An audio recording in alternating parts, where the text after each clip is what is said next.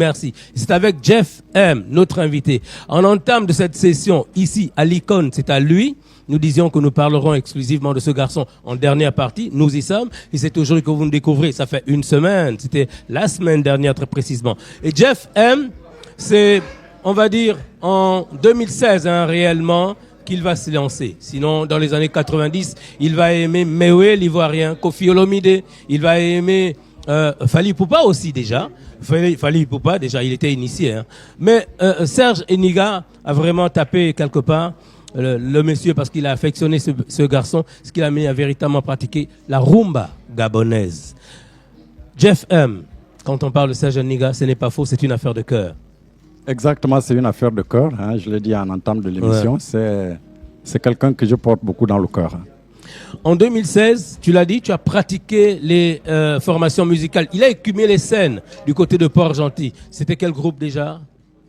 J'ai chanté dans pas mal de groupes à Port-Gentil. On va citer Azeva. On va citer les As aussi, parmi quelques-uns. Jeff M, c'est l'année dernière qu'on t'a donné envie sur Success on Live, d'ailleurs, de pratiquer quelque chose de plus grand, de plus fort. Une production. Voici un extrait de Jeff M en 2024 sur Success on Live.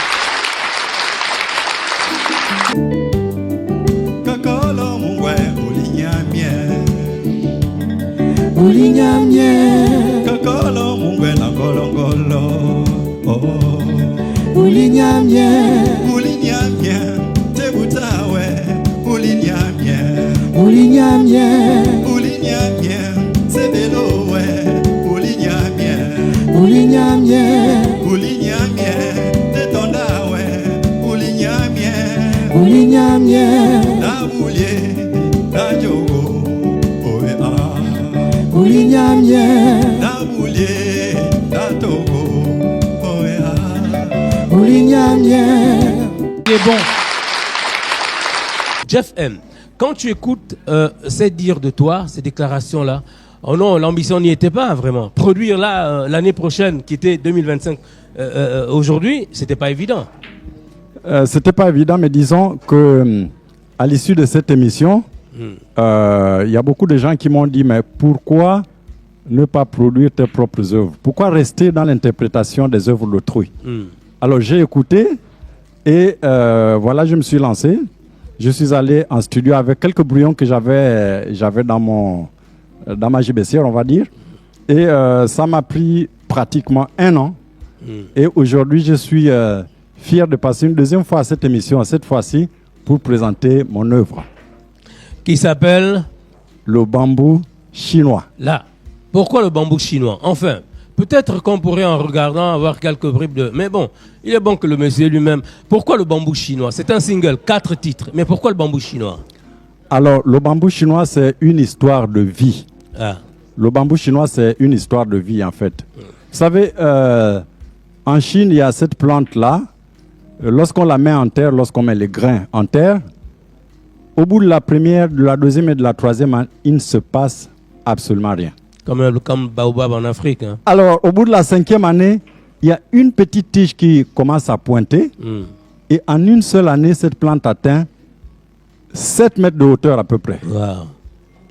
Alors, quelle histoire de vie il y a derrière l'histoire du bambou chinois? Allons-y. J'ai posé la question à quelques-uns sur les réseaux sociaux. Personne n'a pu répondre. Je vais répondre ici que, vous savez, ce n'est pas parce que les résultats tardent à venir comme conséquence de nos efforts que nous devons conclure qu'il ne se passe rien. Donc c'est une leçon de patience, c'est une leçon de courage et de résilience. Bien. C'est cette leçon qu'il y a derrière. C'est une leçon aussi de surmonter les limites qui nous empêchent d'accéder au bonheur, de réaliser nos rêves. C'est ça véritablement l'histoire du bambou chinois. J'invite d'ailleurs les uns et les autres à taper l'histoire du bambou chinois sur Google et vous allez voir que c'est une histoire de vie qui peut en inspirer plus d'un. L'histoire du bambou chinois, c'est alors...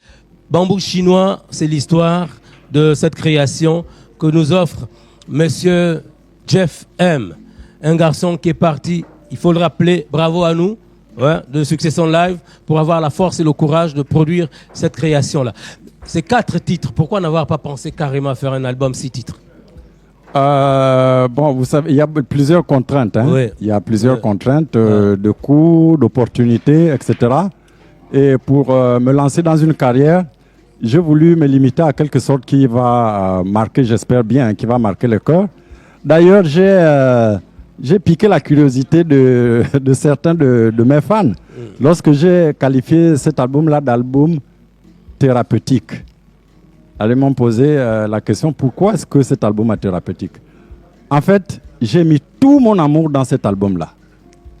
On peut trouver des petites faiblesses, comme à chaque démarrage d'une carrière.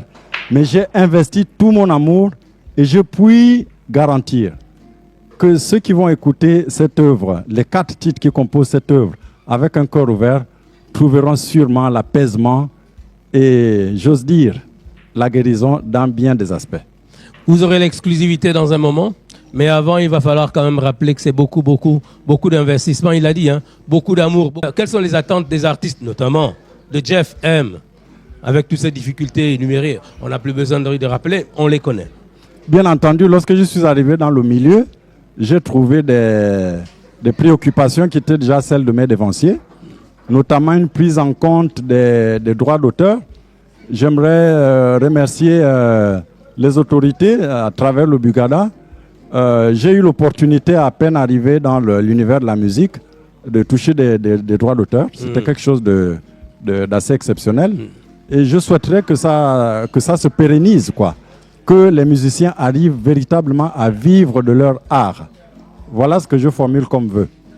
Bon, c'est passé, hein. Le ministère de la Culture, le président de la République, c'est tout droit. Tu sais, ce sont les premiers auditeurs et téléspectateurs de Radio Gabon Télévision. Jeff M, tu vas nous faire le truc, on a remarqué une chose, tu as changé, mais beaucoup changé, désormais tu bouges, tu secoues, ça swing. Fais-nous davantage, hein, rêver et permettre à ceux qui te regardent que, le bambou chinois, hein, c'est comme l'histoire de Sunata Keita. C'est pas parce qu'on a lancé la prière que Dieu ne manifeste pas le truc plus derrière, d'accord? Jeff M, ce fut un plaisir que d'être avec toi. Au revoir. Le train de ta tendresse qui roule sur les rails de mon estime atteindra à plus jamais la gare de mon cœur.